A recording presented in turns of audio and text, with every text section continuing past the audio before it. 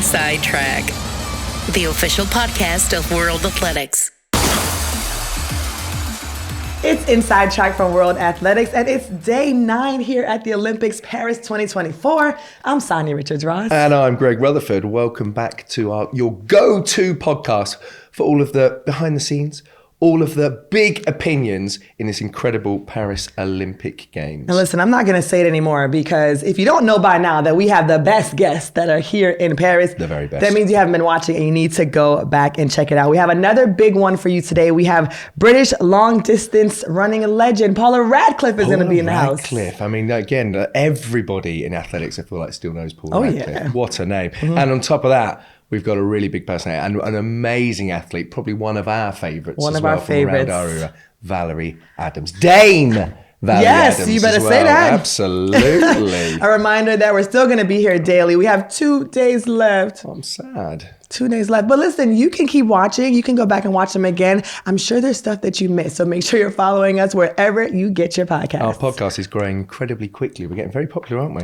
Very popular. We'll Very talk more about that later. We will be mentioning that, don't you worry. But if you're listening or watching via YouTube, do remember, go to the World Athletics website. That's worldathletics.org/inside track. And you can get all of our previous podcasts. You can get everything you want to know and just all the info about the world of track and field. Love, love, love it. All right, well, let's get into one of my favorite parts of the podcast where we just talk about catching up on like what happened. So give me what's the tea? What happened to you in the last 24 hours? Well, I mean, obviously it was a big night at the track, wasn't it? It was a big night. Wow, I was down there again, so I've been really enjoying it. It's been nice for me in the evenings. I've been sort of just going and being a track fan again. And of course, the biggest story is Noah not winning the 2. Yeah. But I had an amazing little interaction, actually. Really? I was sitting there and a lady came and sat next to me. Yeah. And she was a bit shaky and sort of chatty. And I was like, sorry, because I talk to everybody, as you can probably tell. Don't shut up, really. We're having this lovely chat. We're just talking about the world of athletics. She was telling me, she was American. She was telling me about how she loves coming over the track world. The track community is super lovely, everything else. But she was sort of quite... couldn't stop moving as well. Yeah. And she just suddenly went, my son just won an Olympic silver medal. And I was like, oh, that's amazing. But I thought... Kenny Bednaric's mom. It was Kenny Bednaric's mom. Oh my goodness. I couldn't believe it. Mary. And we were just chatting away for ages. And she was such a lovely person. Oh, that's really nice. And I've realised I'm just attracting all of the mums now. That's it. I'm just chatting to all the mums. Having a great time. So if there's any other athletes' mums out there who just want to come and hang out, let me know. Have 2 more days. But so Kenny was adopted. Yes. And so he has a really great story and, him and his brother. And so I was really happy for him, right? You think about Kenny's journey back to the silver medal. I talked to him about 100 days before the Olympics at the official 100-day out event. And he had said it was the first year that he was competing and training without injury. Right. And he was like, they haven't seen me at my best. And he made the 100, made the 200. But what a major bummer for Noah. I mean, obviously announcing after the race that he had COVID while competing. It's a lot to unpack there. I don't know if we have enough time to go into everything. But I think what I do want to focus on is obviously, we're sending him our best. Hope that he gets better soon. Hate that his Olympics may have ended that way. Yeah. But let's silly Tobago. Wow. And exactly that. Just watch it going. It was he came across the line with enough time and space to hit his chest. Absolutely. And then as phenomenal as his performance was, it was what he said afterwards that we got to get into. So let me read it for our fans that didn't hear what the new Olympic champion in the men's 200 meters had to say. He said, "I can't be the face of athletics as I am not a loud and arrogant person like Noah." Wow. Well, I mean, melts out of chair. Shots fired, right? Shots fired. Yeah, I mean, and it's one that this is the big thing with and for Noah, what he'll have to deal with, and the way his career will probably always be, because he is a big, larger than life character. The way he burst out for that too as well. Yeah, exactly. And that people going he's broken the blocks or something. Just getting overly excited. Yeah. To then not win, you leave yourself open to that. 100%. And that's. I mean, I haven't seen anything really from what Noah said, apart from that he's poorly and everything else, which is, again, as I say, wish him all the best of that. but your competitors are going to get a bit miffed with a lot of the things you're saying. 100%. So that's how it's going to be. 100%. I think that you have to take the good with the bad. And I feel like Noah has certainly put himself out there and has not been shy about saying what his goals are, but also sometimes throwing a little bit of dirt on his competitors, right? He's like, I'm going to come off the turn and you guys are going to be depressed. Yes. That was it. My word, wasn't it? Yeah, like he says stuff that it's like, okay, well, if you're going to talk all that, you better come back it up. And Absolutely. so, you know, I thought it was pretty cool and interesting. I also just love when athletes just speak their truth, right? Absolutely. Like none of us are having their experience. And so it's like, however these athletes feel, we got to make room for that. And so, you know, it was really a fun race, a lot of drama. And then also to top off the night, another world record by Sydney McLaughlin-Levrone. It's like, I was thinking about it last night. I was on air and I was like, I just don't have the words because it's like, it really is mind blowing. But I thought about it over the night. And here's my analysis now that I'm fresh. Here's the hot take. Here's my hot take. Sydney McLaughlin-Levrone is like Mondo Duplantis without a bar to actually measure her success. So imagine that, right? He sets a world record almost every time he's at a major final too, right? Yep. But there is a physical bar that he's able to say, okay, if I go over that, that's the world record. Think about the amount of precision and discipline it takes for Sydney every time she steps on the track to run incrementally faster with no buzzer. There's nothing pacing her. Absolutely, yeah. It's mind blowing. She's getting like that doesn't happen. Athletes do not run faster every time they step on the track. My American record was in 2009 or 6 or 7, whatever, and I chased it for my whole career. Yeah, exactly. Never got back to that my best time. So it's really, really hard to wrap your mind around what she's doing. But it's like, imagine Mondo Duplantis jumping in the air, not having the bar, and still getting higher and higher every time. That's what she's doing. Yeah. She doesn't have a physical marker to do this. It is fun. She is the queen. Bow down to Sydney McLaughlin-Levrone. Okay, she's the queen. That. It's amazing. And as you say, events like that, every time you just have to go for it, and you just have to hope. Well, not hope, because she knows she's so good. She knows. But what I want, and I think we all want, we just want to see more of her. We just want to see more of her. Run more. We'd love to see you on the track. I have this amazing photograph because I was near the finish line of basically just her in shot. Mm-hmm. And obviously we didn't expect with Femke to not be. Yeah. I mean, it was basically gold and silver we thought was nailed up, on. Yeah. And it obviously wasn't that way. But please, Sydney, if you're watching, we just want to see you run more. You're so good. So good. Well, that's all we have for this part of the pod, but we do have exciting guests coming your way, and Paula Radcliffe is in the house. Stay tuned. All right. Well, I am excited. Our first guest has arrived, but I just kind of want to reflect on everything, right? This has been such a phenomenal games here in Paris. People are comparing this to the London Olympic Games in 2012. The energy that has been in the stadium, it has just simply been phenomenal. And I feel like the athletes, after being in a quiet stadium in Tokyo, have also been able to kind of meet the moment.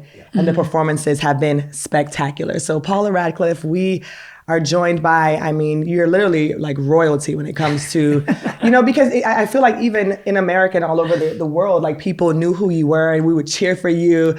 So what has this experience been like for you in Paris? What has been some of the highlights? What are some of your favorite moments? I've been exactly like you said, absolutely loving it. I love the purple track. Me too. I think it works so well. It looks so good. Yeah. That stadium is amazing. And I didn't think anything would ever top the 2012 stadium and the atmosphere in there, but it's equaling it, as you said. And in the same way that in the build up to London, there were all the naysayers saying the train's not going to work, the taxi drivers are going to strike, people aren't going to be friendly.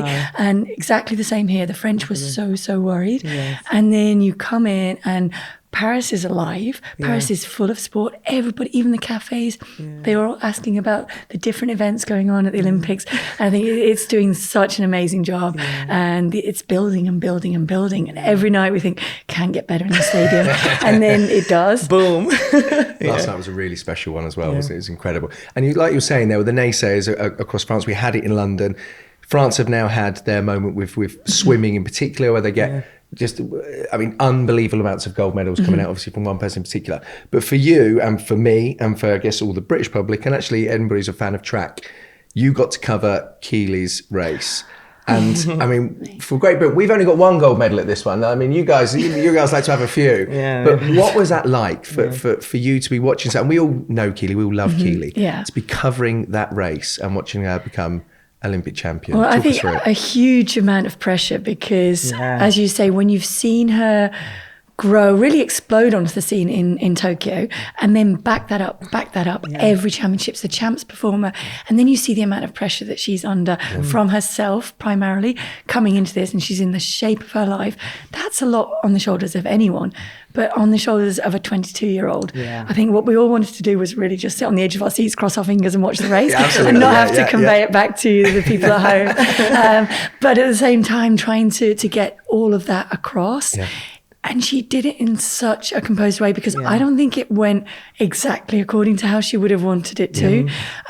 But the controlled way that she still had that extra gear, that extra composure in that home straight to move away as she did, I think was phenomenal. I think she'll probably look at it and be slightly disappointed time-wise. Yes, of course. But when you look at it all in context, I think she is really going to threaten that 153 when she gets the opportunity to just go out and run for that, because taking into consideration everything that she was running with there and the different tactics that were thrown at her in the form of Daguma and Mora, she handled all of that with aplomb. And that's the thing about Keely, she learns so quickly from the experiences, and when those tactics are thrown at her, that's filed away, and then she knows that's there. She works together with Trev and Jenny to make sure that she's got the answer to everything. And I think she'll probably say the only thing that she would regret was that Athingmo was not able to be in that race, because I think in the shape that she was in, that would have been a phenomenal race. So I think very quick, we should get that clip, shouldn't we? Like, we're basically saying Keely could be the world record holder soon, right? Are we going there? Are we going there, do you reckon? I think everybody would like to see it, wouldn't it? They both certainly it's would, a world record that's kind of stuck there. And for a long time, it felt like people weren't going to be able to get close to threatening it. But now we're seeing the improvements in technology with the shoes, with the track, and with the women just pushing each other on as well. And when you've got 3 or 4 there capable of challenging that time, then in that race, I think, it's not there yet, but it's within touching distance now. And for a long time, it was too far away. What I want to make a comment about that I thought you said, Paul, that's super important, is that for Keely, I think the gold medal is what she needed now to be able to let loose. And I think, you talk about the pressures. No one understands what it's like to come in as the heavy favorite. She had been silver prior to this. She's still super duper young. And so to me, it's like you just want to check that box, right? And now that weight's off. I cannot wait to see what she will do. And with Athingmo being at home watching, she's going to be extremely motivated. I think that you're right. I think the world record is finally looking like it could be in reach, when for so long it looked like it was just going to be, out way too far. So so that was. I mean, if you think about it, so Kelly Holmes won in 2004, but she was 34 then. She'd been waiting, and she finally got it. And that was then, edging towards retirement for Kelly, because she's not going to top that. But for Keely, she's only 22. She's just beginning, and what she can do with that confidence of being Olympic champion, and not just being Olympic champion, but running 154 this year as well. Both of those things, I think, were huge for her. It's so exciting, isn't it? We're in an era now of athletics when you look at the likes of, Mondo's just a name, and Sydney, of course, as well. But I think Keely has the opportunity to be one of the greatest, if not the greatest ever in the women's 8. And that's a massive thing. As you say, being 22 and having the opportunity now, she can go for another 3. She could win another 3. And all of a sudden you are looking at the greatest ever. Keely obviously runs for about, just under a couple of minutes. You ran under a minute, under a minute. I mean, quite a lot under a minute. I'm not doing a disservice there. And I would run and jump after about 5 seconds or so. What I'm always fascinated about, so this is going somewhere. With yourself and obviously running a marathon, like, what goes through your head for all of that time? Because I go for a 5K run ever so often now, and I get scared of getting lost in my own thoughts, because I don't know where I go in the end of it. What is that like to do that? In training runs, you obviously do get lost in your own thoughts. There's a lot of thinking time, and that's probably why I like doing what I do, and why I still like to get out for a run now, because a lot of my clearest thinking is done when I'm running. But in the race, you really are only focused on that. I mean, we talked about the races, this championships. It was a huge privilege for me to commentate on the 1500 and men's 1500 as well, because that was a phenomenal, outstanding race. And we talk about that as being like high speed chess, because there's almost like a lot, there's so many different tactical playouts for it. And the marathon is like that times a lot, but obviously at a slower speed. So there are lots of different permutations and ways that you can run the race. And I think that's what I really loved about it. The fact that I had come and I'd moved through from 5,000 meters to 10,000 meters at the Olympics. And then I found the marathon and it was like, oh, I found my distance. Instead of one tactic, basically try and run away from everybody else, because if they're still on you with a lap to go, you're done. But in the marathon, I had so many different options for ways to run that. And even if you leave it to the end, it's not a sprint in the marathon. It's about strength, even in the home straight. So that was what I think I loved about it, and being able to plan out all those different ways and to keep concentrating. That in itself is tough. And that's one of the hardest things to do, is to keep focused on what you need to be focused on in terms of your pace, your rivals, drink stations, what's happening around you, things like that. But not to over focus in terms of draining on the energy. So you need to be able to zone out, but stay focused as well. And it's that balance, and it's fun. Yeah, I don't know. How fun is it? Not fun, I was just thinking, just for myself, I was thinking, like, I'd probably need a drink station if I tried to run a 400 meters, to be honest. So, I mean, no, it's true. And I love the insight that you gave, because I was talking to our Kara Goucher, who also moved up through and started running marathons. And she said she thinks about nothing. And I'm like, how do you clear your mind for so long? I can't walk but 2 minutes. And I'm thinking, okay, did I turn the lights off? Is my curling iron off? Like, all these things are running through my head, And so you held the world record for 16 years in the discipline, and you've run all over the world. I'm curious, like, was there any crazy experiences that you had, or crazy memories you have of competing in the marathon? Yeah, I mean, a lot of different things come in. I mean, I got a marriage proposal in Chicago when I broke the world record for the first time. Yes, that's a good one. That was a really strange one. I was already married at the time. Wait. Somebody proposed to you that was not Somebody the guy you were dating? Out. No, somebody just screamed out from the side of the road as I'm running past. Oh, that's hilarious. I don't even know was there a who ring that on was. offer? Exactly. But it did happen here. Did you see that? Alice Finot proposed after. So she was the French athlete who came through for fourth at the end of the 3,000 meter steeple. I don't know how I feel about women proposing to men, but it was still kind of cute. So that was cool. I think just like surreal experiences. Like one time in New York. So New York Marathon is the best because of the way it changes. I mean, I love London. Nothing's going to top London for a British athlete, but the atmosphere in New York is phenomenal because of the 5 boroughs, and it's like you're running through 5 different cities. And so when we were going through the Jewish sector, of course, they want to carry on as normal, and they were crossing the road ahead of the elite women's field.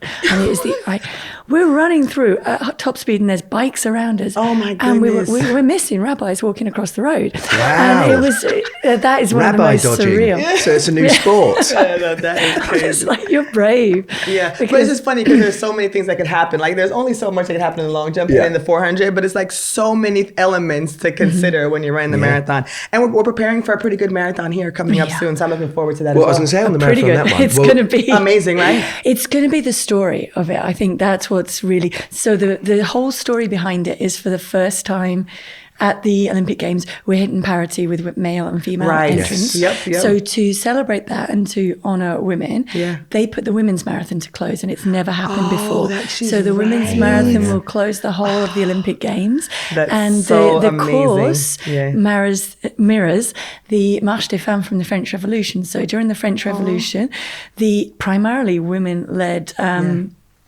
people basically revolted because they didn't have enough to eat. So they marched from the marketplace at the Place de la Mairie out to Versailles, where Louis XVI and Marie Antoinette were hiding out, and they basically banged on the door and said, no, we need to have reforms, we need to have food. And they essentially forced the king to then relocate back to Paris.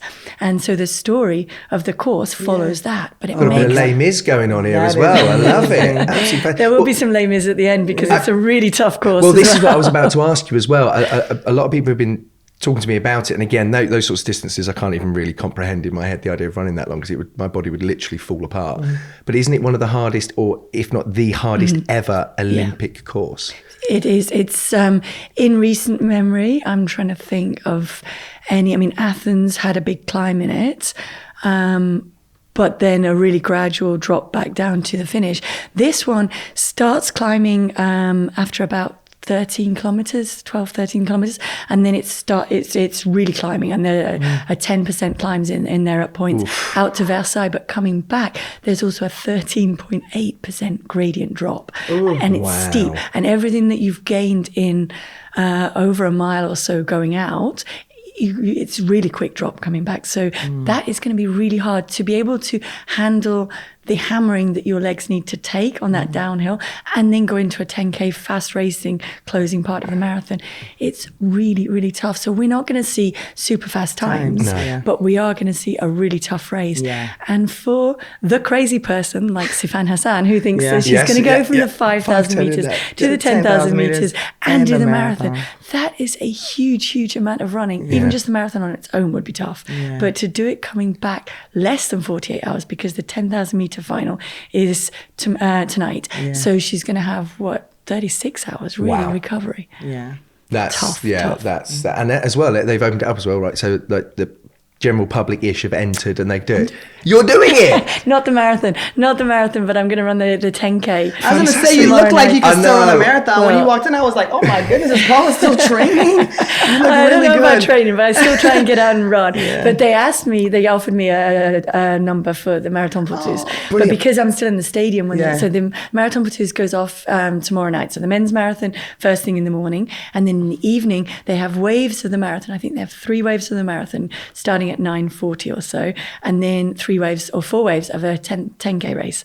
So I'm going to try and go from the stadium just to take part. Please do not take any times. Get your stopwatches out. I'll be back the next morning for the marathon commentary as well. Hopefully I'll have a voice left. Oh, amazing. Well, I think that links us perfectly into our next segment as well, doesn't it? Yes, it does. It's time for us to predict the podium. All right. You didn't like that? That is good. There are going to be there will be somebody that comes out of nowhere. Okay, well, let's get on to this, right? Well, I thought you didn't like us being in sync doing our no. I'm just thinking ahead to trying to predict it. Paul didn't like it. We got to kill it. Scrap the segment. That was good. I'm just panicking about how I'm going to predict it. I was slightly disappointed first because it's the first time I've actually been in sync and got it right. So exactly. I was like, oh no, we got it right and we still blew it. All right. Well, we're going to go off of your expertise, because I'm going to be honest, I focus so heavily on the sprints for this, me, of course, preparing for my role, that I don't know. So I'm going to go off of what you're saying to see. To be able, and honestly, you made me really excited about it, like hearing the story of what the women are and the history that's being created here. I think it's going to be even more exciting no matter what the time is, just the story of the drama that unfolds in the race. How do you see it unfolding? Right, this is going to be... Oh, here we go. So I think it's going to play out on the hills. And I think... Number one, I would have loved to race on this course in my prime. Absolutely would have loved it. So I guess I'm going to kind of come at it from that angle in terms of how would I try to win it from there. And I'm looking at it from a cross-country background, because I think that helped me certainly to make that transition to the marathon was the cross-country mentality of you're not thinking about times or splits, you're racing the course and you're racing with your strengths, what you have on that course. So my strengths would be being able to run off the hill, downhill. So I would try and do it there in terms of working hard up the hill. Too many people get to the top of the hill and they go, oh, I've done the hard bit. Now I'm going to recover a little bit and then I'm going to attack the next bit. And you can actually recover while running quite fast downhill, particularly with the new shoes. Although that is going to be a factor because you have to control them on the downhill because they try and push you on, forward, which helps you up the hill, helps you on the flat.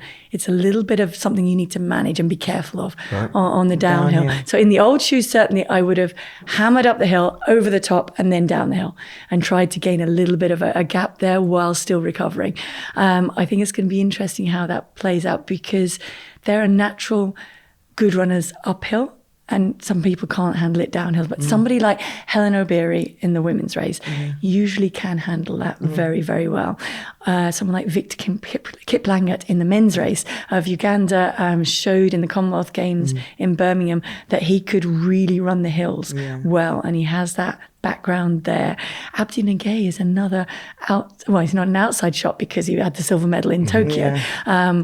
but he's very, very good at absorbing the downhills. And I think that's what it needs to be, to kind of look at that to come through. I think someone who's run well in Boston can also figure, but I read a stat that it's like 4 times more climbing and dropping than Boston. Oh, which, my. when you say that to somebody and they think Yeah, that Boston is a lot about that, I'll be happy watching then from the it sides, makes it a tough. So Kipchoge, everybody kind of wants him to be able to come back and perform. I'm not sure. Okay. And someone like Tigista Sefer, world record holder, and the women's race, I know is extremely concerned about this course because she's had Achilles issues, and that doesn't help when it's so hilly.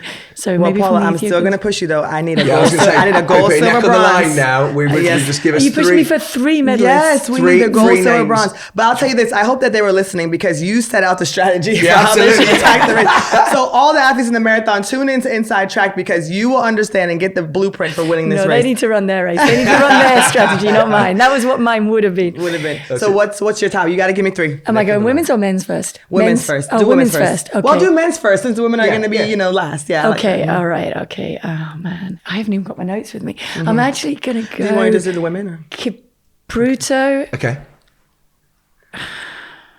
Kiplagat, Victor Kiplagat, Abdi Nagay. Okay. There we are. We got it. There's the Okay, we men's got in. 3 men. Okay. And now we need 3 women. Oh, my gosh. See, my heart really wants to go Sifan. Yeah, it'd be lovely, wouldn't it? I Great really want to story. go Sifan, but it's totally crazy that what she's trying to do. Yeah. Again, it depends how it plays out. Go with your heart if you want. I mean, again, it's I think for the 3 medals, Yeah. I'm going to go with Sifan, Obiri. You know, I'm actually going to go really, really, really off random here. Oh, we love this. Go. Yeah, yeah. Gerda Stein from South Africa. Okay. Because she has figured really well in comrades. And so she's done the ultras as well as the hills and the top. And I'm actually saying that because the temperature is going to climb as well. So yeah, we yeah, it's could gonna be be hot. hitting plus 30 Yeah. by the time those women are still Yeah, out yeah, there yeah. racing, which is really going to mix it up a bit. So that's why I'm saying I think we're going to see somebody who doesn't push too hard early on, really, really manages it, and basically comes through and picks the pieces up in the final 10K for the women. So that's really random. We've got It's it. not on time at all. Well, we've got I it. do think Barisa might be in there as well, but none of the Ethiopians have really run that well in the distances yet that we've predicted. Awesome. Well, there we are. We've got it. We've got it. Thank you so much for joining us. What a treat. Paula Radcliffe. Thank you. Well, I mean, that was interesting. Really and interesting. I love the perspective of athletes who do events that I couldn't in my wildest dreams imagine doing. So, I think you'd be a pretty good marathon runner. do you? Yeah. In my dreams. I could, yeah, that was I saw you. Okay. Move on, my friend. Touche. What I love. You're right, though. You're right. I'm like, you'd be a good marathon runner. And I'm shaking my head. You're like, no, I could probably do. Oh, wait, you're joking. Okay, fine. Self-confidence, it's my superpower. No, do you know what? What is an interesting thing, though? I think people. I spoke to you about this the other day, and I said, do you go running? Because obviously you still keep yourself in really good shape and everything else. So I was like, do you go running? Do that? And you're like, no, I don't run. And obviously injuries from the career Exactly. was part of that. A big part of it, yeah. I just I find that fascinating. But then again, you did a lot of it, I guess, of running around on the track. I started running when I was 7. I used to love it. Like Paula was saying, it was my escape. It was the place where I had the best conversations with God, and my mind was very clear. The last 3 years of my career were brutal. I had 3 surgeries on my toe, and the first surgery, that one just took me out. And so I started to have this love-hate relationship with running, right? Where it was like, I loved it so much, my body wasn't giving me what I wanted it to give. I was in pain almost every single day. So it took me a long time to kind of recover from that, because you talk about like when you're in sport and you have to retire, it's like a loss, something you've been doing your whole life. You eat, sleep, breathe, dream about it every single day. And now it's coming to an end. So it's a lot of emotional part, there's a lot of emotion tied up with this passion. And so, so it took me a long time. I still work out. It's just even for running sometimes for me can still feel like, not the same. Yeah. Well, So- I know that feeling. The issue with my ankle, that was sort of it towards the end. So we've had very, very similar experiences with certain things. Yeah. But that was all absolutely fantastic. Wherever else, we're about to be joined by I mean, just one of the greats. Right? I'm so excited about this. And I know, again, I mean, we've obviously had similar time frames of a career. And Valerie Adams, who's about to come in, is just one of the people that every single person always stared at, looked at, and was like, oh, it's Valerie. And she always gave everybody time. So I'm really excited about it. So let's get to Valerie Adams. All right. So we've had a lot of people on the podcast. But no one who I felt more connected to as an athlete that wasn't American, who I feel like you made shot putting cool. Oh.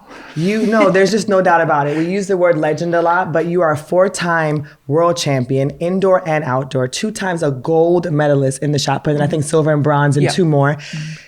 I mean, legendary, right? But Valerie was one of those people who, when I was competing and traveling all over the world, I mean, she was always like the smile, the hug. Yeah. She would always have a positive word to say. So I just have such fond memories of you and competition. And I'm just so delighted that we get to have you on the pod and kind of just pick your brain on the things you're doing now, the things that you've done, coming back after being a mom. So, I mean, I really could kick Greg out for this one because I think I'm almost like fangirl and I could do this one by myself. But I'm going to let you stay. Thanks, I appreciate it. Well, I just want to do this very, very quickly. Saying Valerie Adams, everybody. Thank you. All right, now, we'll see you later. It's certainly a non-American thing. So you're now Dame Valerie Adams. Yes. So tell me how you get the Dame title, because I'm trying to be Dame Sanya Richards-Ross. Like, how do I get that? Well, you can't be U.S. American for starters. I think that's all come down from the Queen and the royal family, that kind of like lineage with the whole Commonwealth countries. So I mean, it's marry in maybe. I mean, it's a bit late for you really, but if you fancy it another time round, or just I mean, but there is hope, right? But I think like to get such a title like that is such a massive honor. I was the youngest person to be given this damehood in New Zealand, and first Polynesian person of color in my country. So it's quite a big deal, because something like that looks like it's out of reach, especially for my community, but to be able to get it was such a massive honor, and I'm very humbled by it. Yeah. You deserve it. Thanks. You deserve it. Absolutely. And you're such we were just saying it there, Sanya mentioned you're so well loved and across the board, but you also give back as well. And you're your 3rd term now in the World Athletics Athletes Commission. Yes it is. And again, we'll obviously come back onto career and everything else and what's going against, but that side of things for you, I mean, you clearly really enjoy it as well. But I mean, what's the big part? We had Adam Jamili on the other day. He said sometimes it does get a bit heated in the room, and not everybody agrees with things. But I can imagine you are probably one of the strongest voices in there, because you've done so much and everybody loves you. So pretty much whatever you say probably does go, I imagine. But what is it like? I think the most important thing to remember, and I think globally, is actually athletics is a global sport. And I think a lot of people think it's Europe-centric. That's what I bring into it. I'm from New Zealand, B, I'm a thrower. So therefore, sometimes throwers and their opinions and thoughts are kind of left out of the kind of like boardroom, which is very difficult. But for me, it's all about making change. How do you make change? You've got to be at the table to make change. You cannot sit here and complain or plaster it all over social media or anything like that. The whole idea is actually to get in there and to make a change, but effective change. This is my 3rd term. The 2nd term I was deputy chair.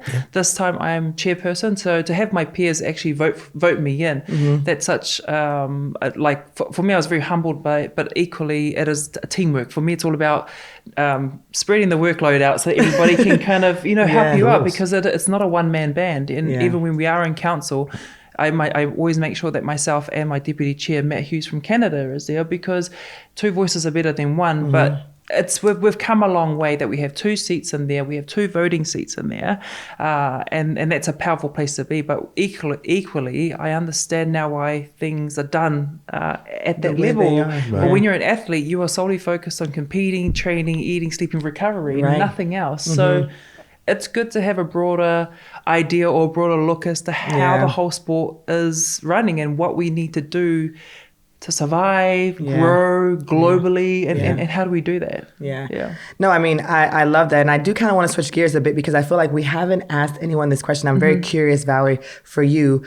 What was the transition like, though, from going from being the best in the world for so long at your discipline? Yeah. Did you struggle with imposter syndrome? Did you feel like, was there a point where you felt like losing that identity of being an athlete was difficult for you? Were you preparing for your transition? Like, how was it for you going from competing on the track to life after athletics?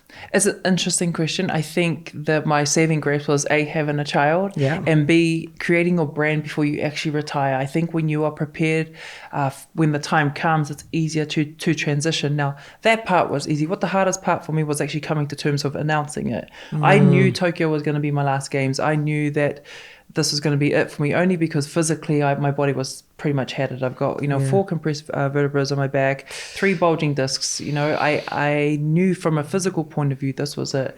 I'm also the type of person is, if I wanted to, I could have kept going and just qualified and come and be a number. I'm not a numbers person. I'm a performer, right? Say that. Exactly. Right. So we're going to win medals. We're not coming here to get a uniform. And that's where I've always stood. So after Tokyo, it was COVID. You had to go home, kind of like still be in lockdown. But I knew deep in my soul that this is what I needed to do. But it took me 18 months to announce it. But in the process of that 18 months, I did need to have some help from a mental health point of view, because it was you are coming to terms with things. And then when the day came to announce it, I was ready to announce it. And it was on my own terms. When you are pushed out of the sport, that's a lot more difficult to deal with, right? But the transition globally was okay, but with kids, they don't they think you're just mummy, and that's you're the chef, you're the chauffeur, so they don't care about that gold medal stuff. Exactly. But the saving grace, or the lucky thing for me, was I was able to create my brand and who I was beforehand, and I'm more than just an athlete. Absolutely. I think when you are so caught up in just being an athlete and that is your identity, that's where it becomes a bit tricky. And when you're pushed out of the sport, even more trickier. So, I mean, you do a lot. I watch your story, and doing everything that you do is very inspiring. I try and do the same thing back at home, and how do you make a difference and bring more inspiration to my community? Like, that's where my heart and my soul is at. I love that. Yeah, absolutely love that. And it is one of those things. It's retiring as a professional athlete is comparable with a loss. We've actually actually coming to terms. It's something that's coming out more. It's probably not been talked enough over the years, but it's incredibly different for lots of different people. It's such a hard thing to come to terms with. But then again, I think one of the most important things, I always say this to the younger athletes who are out there as well, do prepare for the next stage. And it doesn't take away from your training or what you want to achieve in the sport. But if you have a dream outside of it, hold on to that and give that an opportunity. And in the final years of your career, maybe start sort of dipping a toe, start touching on it, because it gives you something to aim for afterwards. But some federations do it better than others, and I think, that's a space within the AEC that we are acknowledging, and we have to probably look into a bit better, because the UK might have a program, the US I know have a program where they transition athletes or being athletes into the workforce or whatever it may be. New Zealand is the same way, but equally you got to find what your passion is, and some people are into books and other people into labour and type of labour type of work. So you got to prepare, but equally, we got to remember that not everybody has the same opportunities. Yeah, that's true. So listen, we did a little research, and Greg found it. I think you found this, right? Is this right? Yes. Is your father 6'11" and your mother 5'1"? No. So my mum's 5'10", it might be the 1 and the 0, and dad was about 6'8", 6'9". Okay. Yeah. So I was like 5'1". No. My mum was a big, strong tall woman. They missed the 0, but So my mother's Tongan from Tonga. You don't know where that is in the South Pacific. Yeah. And dad was actually English from Bristol. Well, I was about to get onto this. I was going to say, why would you not compete for Team GB? Why would I? Sorry. Tell me why. Don't get me wrong. I mean, they always ask me, when are you going to compete for Tonga? Like, absolutely all the time, but no. But you were born in New Zealand. I was born in New Zealand. Yes, of course. But those decisions, it is an interesting one for people, obviously, with mixed heritage in that way. Like, is that a conversation? Like, when you were coming through as a youngster, was there ever I don't know, somebody from the British team who would have seen you as juniors, whatever, was going, oh, because I know that has happened. Obviously, people switch allegiances and things. Yeah, have you ever had those conversations? The conversation has been had and question has been posed, but absolutely not. You know, I think better at your negotiations team. You've got to sort it out. I'll get it sorted now, and then we'll be fine, ready for the next one. I mean, it's an interesting topic, but no, like New Zealand is where my heart's at, and I was born there. And I mean, how it came to be, how to get someone from England and someone from Tonga, right, coming through and then ending up in New Zealand. Dad was on a Navy, jumped off the ship in New Zealand, never jumped back on to go back to England. My mum was in Tonga, and then there was an arranged marriage. Her uncle was working with Dad at the mill in Tonga in New Zealand. Told my dad about my mum, who was 30 years younger than my dad. Then took my dad over to Tonga and basically told my mum to marry him. Wow. They got married, moved back to New Zealand, had my sister and I, and then that was the marriage dissolved. Right. So it was more, from my mum's point of view, it was a survival choice, but she was doing what was asked of her to give her family a better opportunity. Wow. So she really sacrificed her own choices and love for her family and came to New Zealand, had my sister and I, and then found the love of her life the second time around, which was great.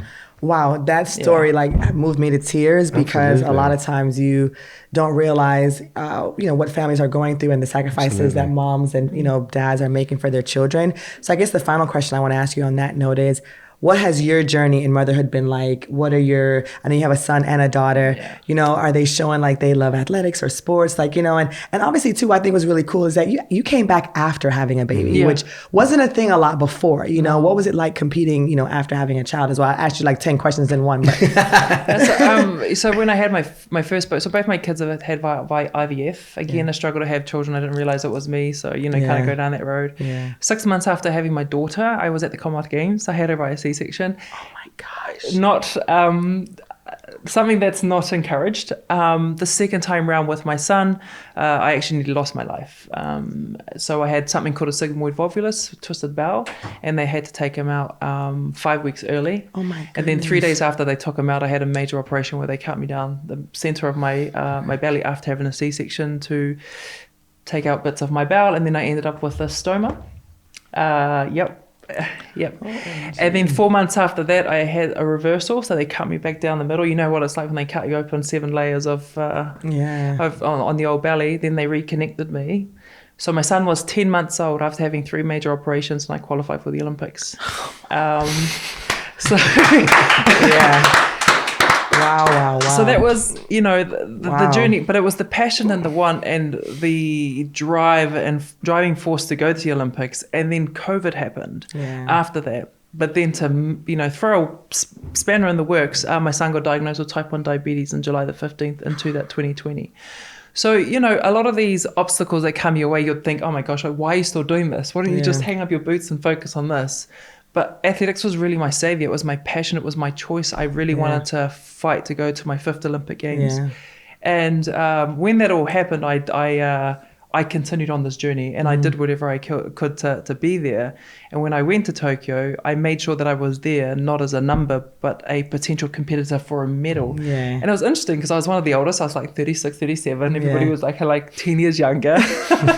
And they kind of probably wrote me off a bit, but I had experience under my belt. I knew what I needed to do to be a medalist, but I knew how to play the game mentally, right? Yeah. And that was one of my X factors and how I dealt with it. And to win the bronze medal with 2 children, that felt better and more exciting than winning the gold medal. Yeah. And only because of what I went through, A, but B, being there as a mum. Yeah. And your kids are on your arms. Yes, they are. So it's my daughter, Kimwana, she is 6, and my son, Tava, he is 5. Oh, my goodness. Yeah. Now do you guys see why I love Valerie so much, right? You guys, after this interview, you get just a glimpse into the depth and breadth of who you are and why you always carried yourself the way you did and why I feel like you were an inspiration to so many people. I look at the Michelle Carter who won the Olympic gold. I'm sure you were her inspiration. And even as a quarter miler, and I'm getting emotional because I'm just like, I never knew your full story, but I could always feel your heart. Like it was like you were just such a good person, a good human being. And so thank you for sharing with us. I'm sorry, I did not expect on day 9 of Inside Track, but you just never know what you're gonna get when you show up here. But Thank you so much for joining us. We can talk to you all day. Yeah, but ladies and gentlemen, the Valerie Adams. Oh, man. Thank you. Sorry. Well, that was incredibly powerful. First of all, are you okay now? Like, I think so. You nearly got me. Like, genuinely, that was so emotional and powerful. Yeah. What an incredible conversation. Yeah, like I said, I've always loved her. There's been a connection since I was first on the circuit, but I didn't know the fullness of her story. And so you just never know what you're going to get on this podcast, right? And that's why it's been so interesting for us to do it. We've been loving hearing the feedback, and it's just been awesome. I am sad we only have like 2 more days to go. I know, and I think for anybody who didn't know Val's story or just her life, everything, I think she's gonna have a few more fans after. Absolutely, after that chat. It inspired a lot of people. All right, well, I'm gonna get my energies back up because it's time for Ask Me Anything. I sort of did a semi. Ask me anything. I sort of went American British again. There we are. Yeah, it was good. It was good. We're just on beat now. That's all I care about. I don't care what accent you use. All right, so you want to go first? Right. Okay. Yes, I'll go first. Okay. I like this one. I think between the two of us, we can probably get some nice answers out of this. So I've got this from Athletics LJ. Who's the one athlete you'd like to interview, past or present, that you have not yet done? Well, some of the present. Let me think. Well, some of the past ones could be quite difficult because it says you've not yet done. So I don't think some of them would ever be able to do because sadly they're no longer with us. So that's always one of the things. But I think for me, yeah, that's true. So history is so I'm a bit of a history geek as well. Oh, okay. Right? So I absolutely love our sport as well because it's got a rich history of some incredible stuff, obviously from ancient Greece all the way through. And it maybe seen as slightly cliche, but someone like a Jesse Owens for me, I think would just be for us to try and have this conversation as we do with Inside Track, the greatest track and field podcast, possibly sporting podcast ever created. What we do, imagine having the conversation with somebody who completely and utterly destroyed the mindset of a dictator and one of the most powerful times in history. To go through all of that, and I would be fascinated to have that great conversation. Pick. That's a great pick. Jesse Owens for me. Nice, love that. You actually made me change my mind on who I was going to say, because I think that I was going to kind of take the easy way out, but after hearing what you said, I think the person who I would want to speak to, and they are still alive, but they played a huge role in my desire in wanting to be an Olympic gold medalist or Olympic champion or Olympic athlete. I was born in Jamaica, right? And so when track and field is the most popular sport there. So growing up, all I saw was track and field. And although I didn't compete for Jamaica, I always say I got the best of both worlds, being there as a youngster and then coming to the United States as when I was 12 years old and having the resources and support. But the person I feel like we haven't heard a lot from, and I think she had a stellar career, was Merlene Ottey. Yes. Right? She was, to me, she was the one who gave way to the Veronica Campbell Browns and the Shelly Ann Fraser Prices and the Elaine Thompson Heras, and me. And she kind of was around in a time where there wasn't a lot of access. There was no social media. So, I think she would be someone who I would just love to talk about what it was like for her being Jamaican, being one of the first sprinters to do what she did. Yeah. I think that would be really cool. Well, if anybody obviously is very close to her, or if you're watching right now, we want you on the pod. Come and get involved. We'll have a great time. Yes. I'm allowed to be there too. All right. Well, that was a good. Say it again. Can I be there too? Of course. Thank you. I'm never kicking you out again. We got Valerie, so now you're good. All right. So my question comes from Jim_Bo 521. Oh, is it one of the long names? Yeah. And he says, when you're at the Olympics, do you have to wear your team kit? Okay. So that's a good question. Did you guys have to wear it around, not just, of course, obviously on the field of play, you have to wear it. Yeah. But did you guys have to wear it also around? Yeah, around the village. Yeah. And what actually Team GB did, which was an interesting one, you do it in holding camp and in the actual village as well. You'd have days that were sort of set out. So you'd have red top, blue top, white top. What? And the idea was to try and create more of a team feel. We would all be requested to wear it. The only issue I had with it slightly was sometimes people took it a bit too far, and you'd have team management going you need to go change your top. No. I'm worried about my Olympics at the moment. Exactly. Okay. I appreciate I've got red on, it's blue day, but also My tops are starting to smell a little bit, yeah? So I just want to wear this one. That is actually pretty hilarious to me because that does feel like you guys are in prep school or like kindergarten or something. Like, what? First of all, that would never go over well with Americans because we always are like, we want to look unique. We want to look, you know what I mean? Like, people are just so caught up in having their own self-expression. So that would never go down on Team USA. But we did have gear that was recommended to wear around. Right. And most of us would wear it, right? But no, it wasn't as strict as like, you know, or I wouldn't say strict, but there were no guidelines as far as to what to wear when. But I think it was more about just country pride. Like, you wanted to be in it because you wanted people to know that you were an Olympian and you have this unique gear that no one else had, right? Absolutely. But they weren't telling us red day and blue day. I hope that has changed. Yeah. Well, I hope it's changed too. And if it hasn't, Team GB, let people just wear what they want to wear. Let them be free. Anyway, oh my goodness, today was a blast. What an episode. We had 2 great guests on our show. If you haven't been watching the podcast, you need to go back because every guest has been really, really good. So we just want to thank you again for joining, for sending the reviews and supporting us. Absolutely. And remember, if you're listening or watching this on YouTube, you've got to go to the World Athletics website as well. And that's worldathletics.org/inside track. And you can listen to all of our old ones. Yes. You can listen and see lots of info about this incredible sport here in Paris and the rest of the World Athletics content. So we'll be back tomorrow. Join us for more great guests, laughs, and maybe a few tears. See you tomorrow. Later.